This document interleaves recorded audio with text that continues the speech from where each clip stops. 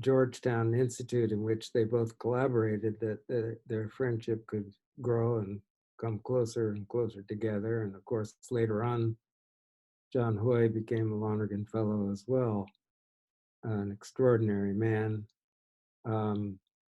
with this capacity to do the kinds of things that not everybody can do. For example, really speak truth to businessmen, and not only the truth but the gospel. And he had a wonderful way of presenting things, an extraordinarily original mind. And so it's really great to have Dick Liddy, who's been his friend for all these years and our friend, say, remind us of him, remember him, and honor him at this time. Dick, thank you.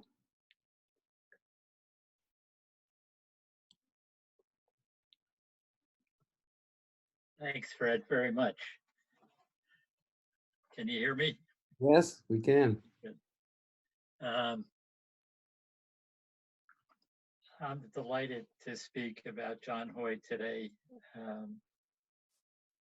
I think some of his friends might be joining us on Zoom, so that's wonderful. Maybe some of his family.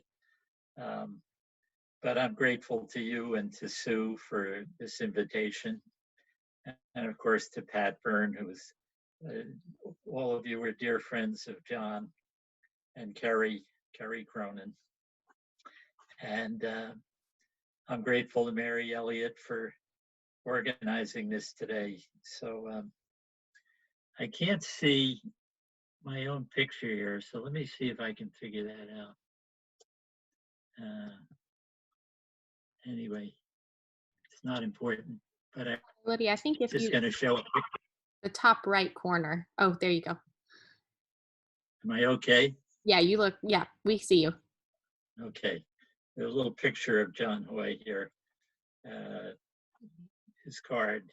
I thought what I'd do is tell some facts about John, and then talk about his meaning to myself and to other people too. I first met him many years ago during the early 70s, I think, charismatic. So it's almost 50 years that I knew John. The charismatic renewal was very important in the circles that I was in, and John was very involved with that. The life of prayer and so forth. And he wrote a book at that time called The Conspiracy of God, which I read and a lot of people read. And I think I hear people still reading it. It's very, very fine book that he wrote. He was a man of truth. And maybe I could just mention some of the facts about John. He did his doctorate at the Georgetown, let's see, doctorate at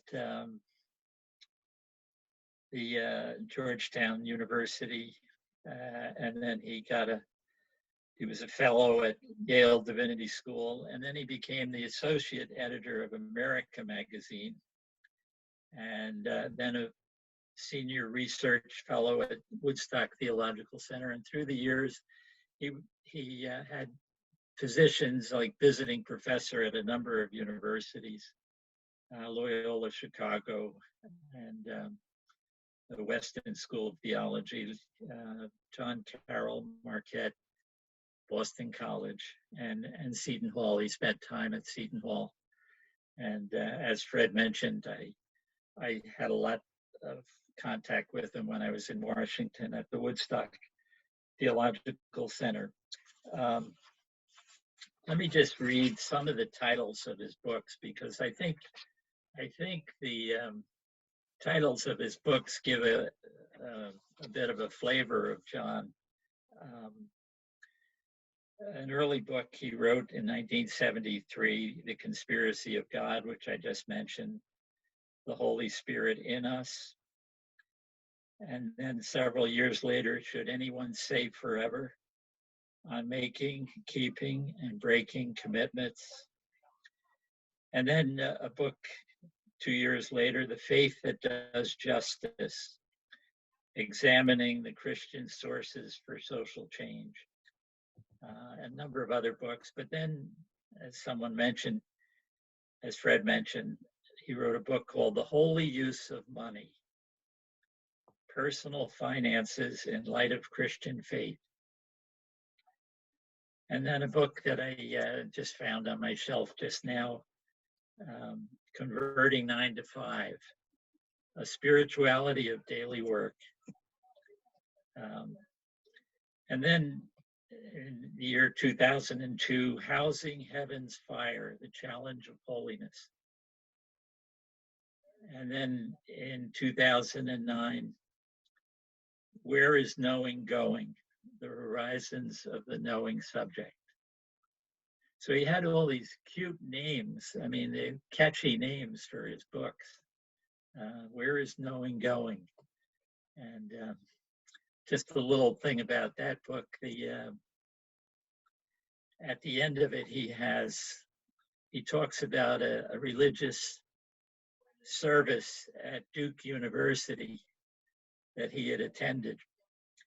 And the students in the course of the service brought the scriptures up to the altar and placed the scriptures on the altar, but also brought some of their textbooks.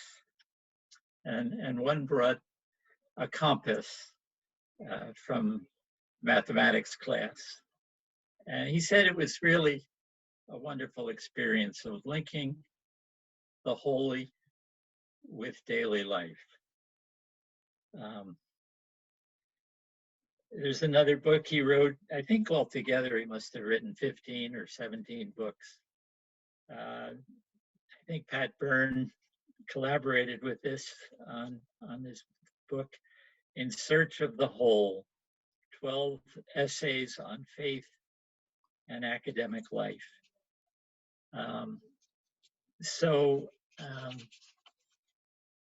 He was honored by many people. I think he was a friend of many people.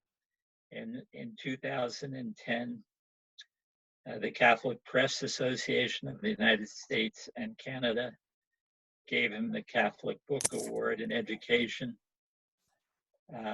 for his book, Where is Knowing Going?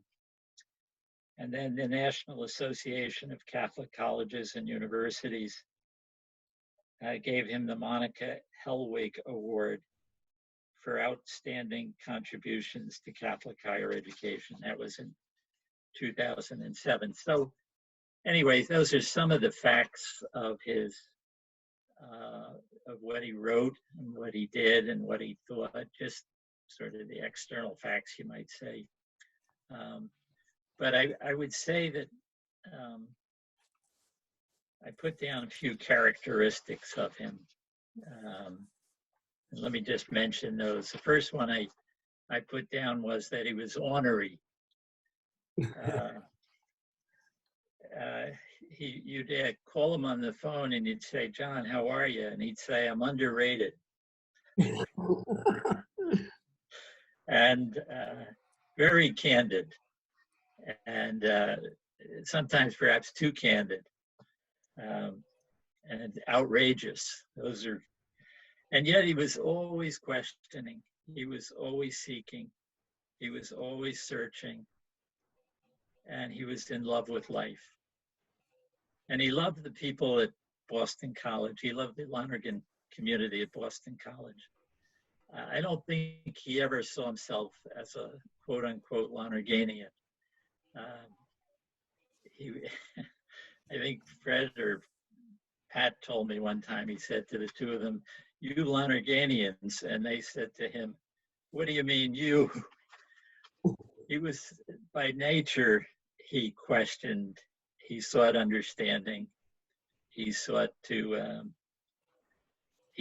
link things together and to, as I get into this, he was in love with life, and I believe he was a lover. He was a friend of many people. He was such a good friend to me. I know that. one of the things that really I want to bring out in this tribute to him. He was just a good friend. We had him at Seton Hall a number of times for workshops, faculty workshops. One of the things that I found at the university, which brought people together, was having someone like John just lead a discussion. He gave a number of talks, of course, but he just was great at leading a discussion. He had what people call a gravitas about him. Just a way of inviting everybody in to a topic that was really touched our souls and deepened the sense of conversation among us.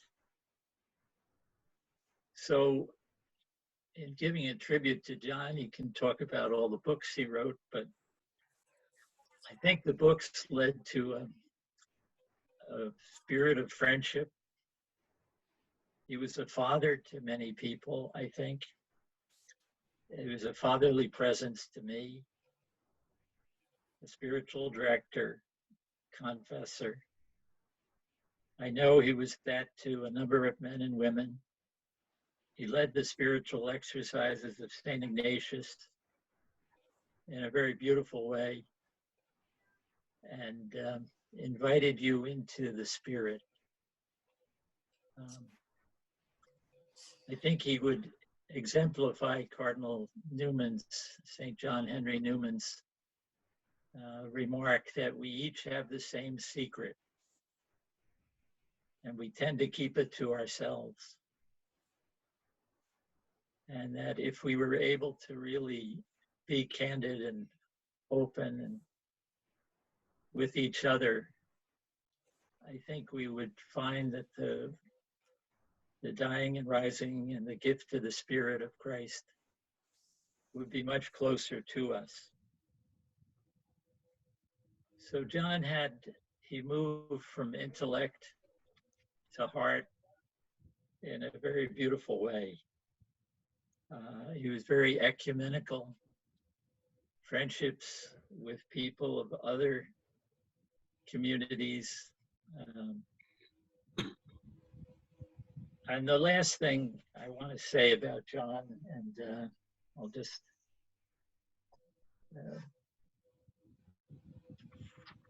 is toward the end of his life, the last book he was writing before he died was on Mary, the mother of Jesus. And it's a couple of 100 pages with a response at the end from Bishop Frank Griswold, the presiding bishop of the Episcopal Church in the United States. He and John became good friends. And John was writing this book on Mary, which many would say is a Catholic topic, Roman Catholic topic. And Bishop Griswold writes a very beautiful 30, 40 pages response to John about Mary. And John has some very, very beautiful things to say. I'll just quote something from Bishop Griswold in a moment, but John talks about the few passages in the scriptures that talk about Mary, like the marriage feast of Cana, and where Mary says to Jesus, you know, they have no wine. And Jesus says, well, what's that to me? And Mary just replies to the waiters, do whatever he tells you. And he says, she worked on his mind. She was inside his mind. And that's her relationship to Jesus. And he has a beautiful reflection on the Assumption, the Catholic doctrine of the Assumption, where he says something to the effect that one night he had a dream, and he dreamed that Jesus just missed his mom. And that's why he wanted her in heaven with him. And he just draws out that Jesus' humanity was taken from this woman. And not only his physical humanity, but she taught him about the prophets and the temple. And he learned about life through this woman. And he says she doesn't get a big play, in the scriptures because they're written by men. But this woman at the cross, he gives her to us. Behold your mother. And anyway, it's a very beautiful reflection. I don't know if this will ever get published as manuscript, but it's a very beautiful reflection on our common humanity and its relationship to this woman. Bishop Griswold has some beautiful reflections at the end of John's, in response to John's manuscript. And he quotes some Celtic, Irish prayers about Mary. He says, she was a companion and more in the events and chores which made up everyday Irish life.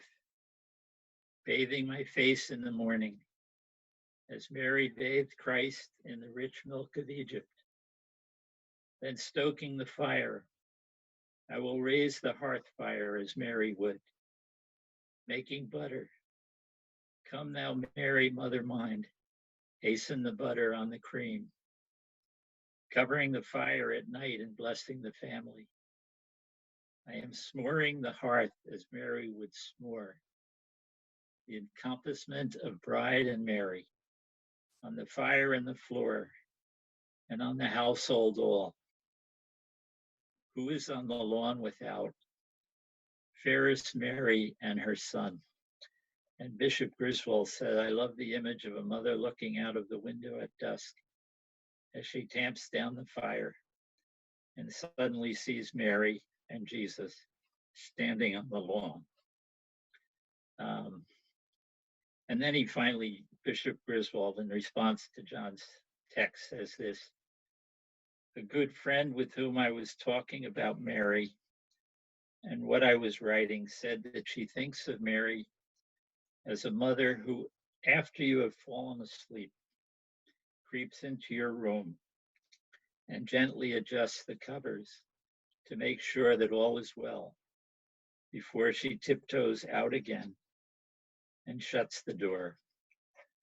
A beautiful, homely image, the bishop says. So anyway, this just wanted to make, I'm grateful to Fred for giving me this time to make this testimony to John. And I think maybe some of his family, I know some of his friends are watching this today, but I'll just say one last thing. John told me that his mother passed away when he was 12 years old. A big Irish family, and they would say the rosary. He talks about his knees killing him as he was saying the rosary with the family. He said, but his mother suddenly passed away at the age 12, and he remembers being there when his mother was at the graveside, and an aunt of his was holding his shoulder and rubbing his shoulders behind him. And so I think our humanity enters into what we seek for from the Lord. And John's writing, I think, has always been a response on a very human level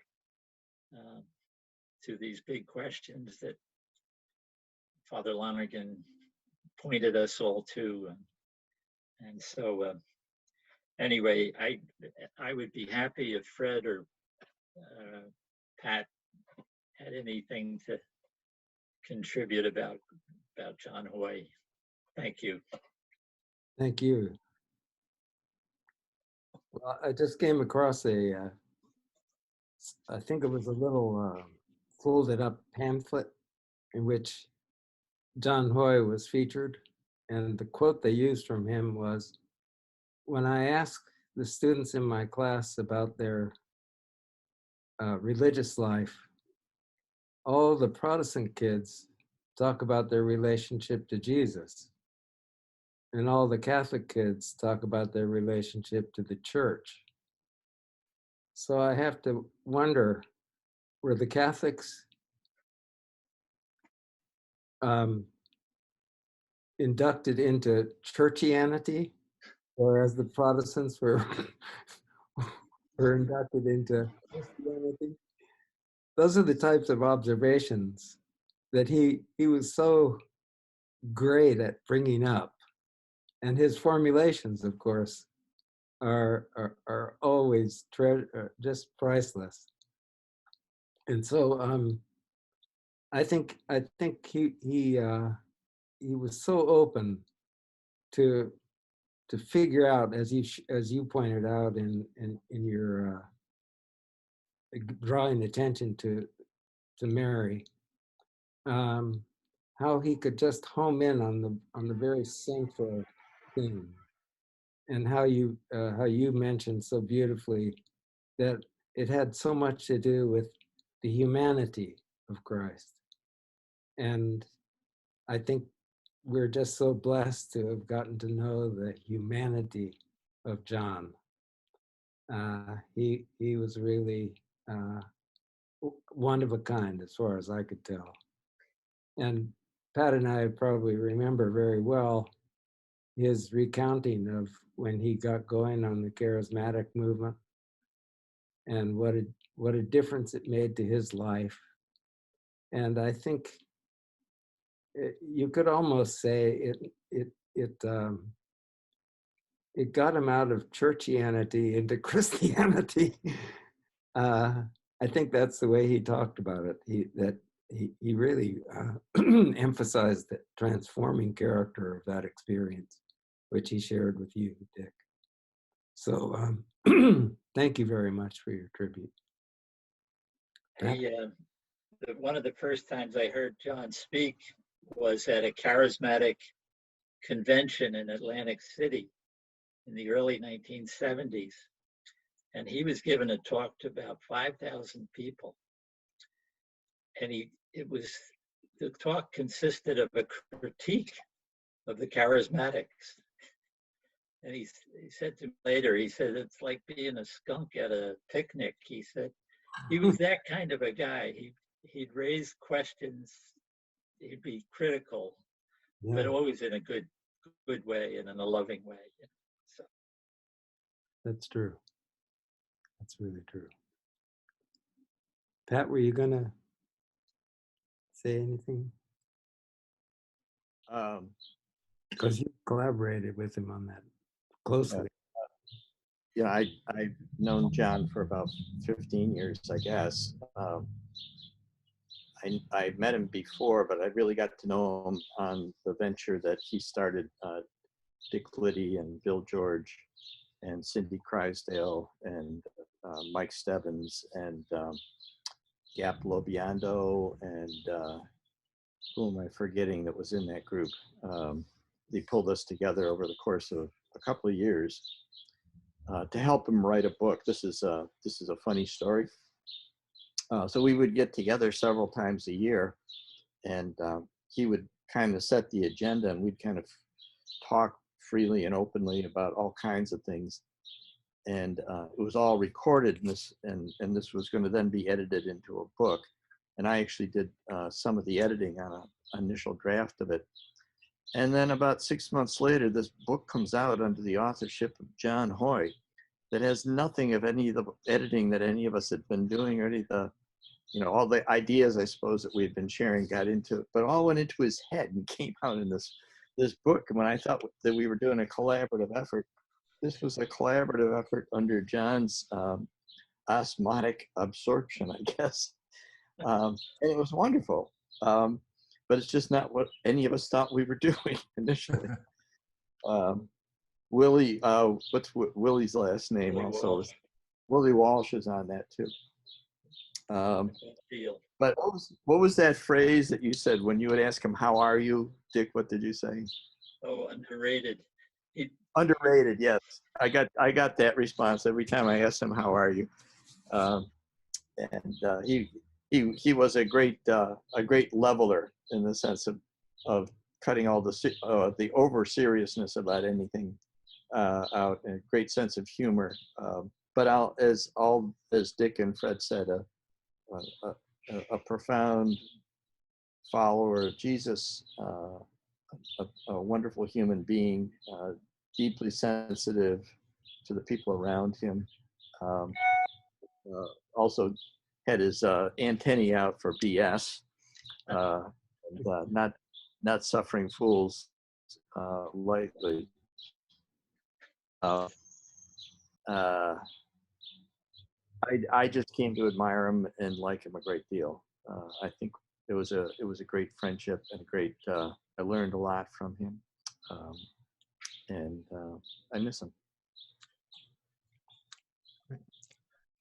Fred, could I add just a very brief word that actually follows very closely on what Pat said? John was also a member of the Catholic Theological Society of America. And about 10 days ago, we had an online memorial for all the members who had died in that previous year, which usually would be embedded right into the meeting, but this time it was done by Zoom because the overall meeting was canceled. And I think there were about 200 people attending on a very well done memorial service. And since there were so many, 17, those who gave tribute were asked to just keep it very brief, about a minute or so. And I'm not quite sure how I was asked, but I was asked to do the tribute for John. And so maybe I could just read that tribute that you'll see in some ways follows from what Pat said. It's just very brief. John C. Haughey of the Society of Jesus was born in 1930 in White Plains, New York. His gifts as a pastor, professor, scholar, and writer blended together, contributing to that search for wholeness that informed his 10 books and other writings on such topics as spirituality and the business world. At the Woodstock Theological Center, John led a Lonergan-based group project on Catholic higher education that resulted in not one but 2 books, the publication terms of which illustrated John's priorities. Georgetown University Press could publish his excellent monograph, Where is Knowing Going?, only if, at John's insistence, they also published a volume of essays by others engaged in the project. John's desire that voices other than his own be heard is realized now as together we celebrate his life and commit ourselves to seeking for our fractured world the wholeness that John sought and taught and now enjoys. Thank you. Great. Thank you. Thank you. When the first time John came to the Lonergan workshop was an extraordinary event, I think, because he wanted to talk about human rights.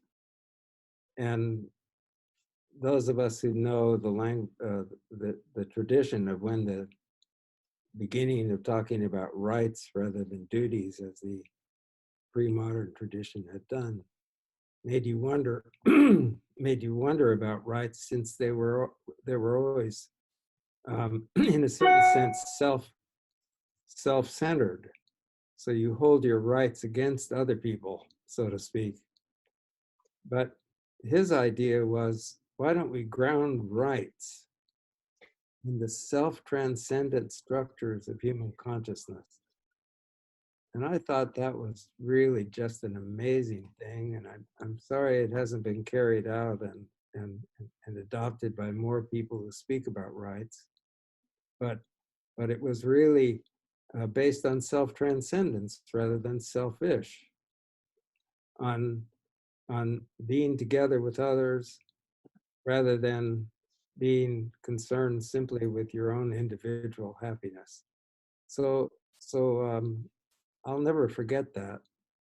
And also, when John came to the workshops, he usually did not stay for the whole workshops, but he would always make a point before he left to get together to meet Sue and me and tell us how much he appreciated the fact that we kept this going for all these years. And you could tell, as Dick was talking about, that what he was saying was from the heart. And that always is something that I'll treasure for all my life. At any rate. This is Jack's or John's brother, Dan. Oh, great. Terrific. And I appreciate the beauty of all your remarks about my brother, and most of which I did not know. And we always argued that I was the one that was underrated in the family, not him. But The contest is even more. But one of the things that came out was that at the age of 12, right, that Brother John lost his mom. And the reason for that was me, because my mom died 2 days after my birth. And so, right, that was the tie. And the other thing that I feel, two parts, right, is that at one point, and somebody mentioned the Phillies hat, right? Most people don't know, but John's first conversion was the Pope. And so I have put a picture together, right, with the Pope wearing a Phillies hat. And so we always considered that his first conversion. And the last thing, he came a long way. The first serious, right, responsibility John had was to teach me about the birds and the bees. And similar to a lot of his books, right, I never understood a word the man said to me about the birds and the bees. But seriously, right, as we, right, I guess celebrate his life, and also, you know, in the 6 months since he's left us, miss him.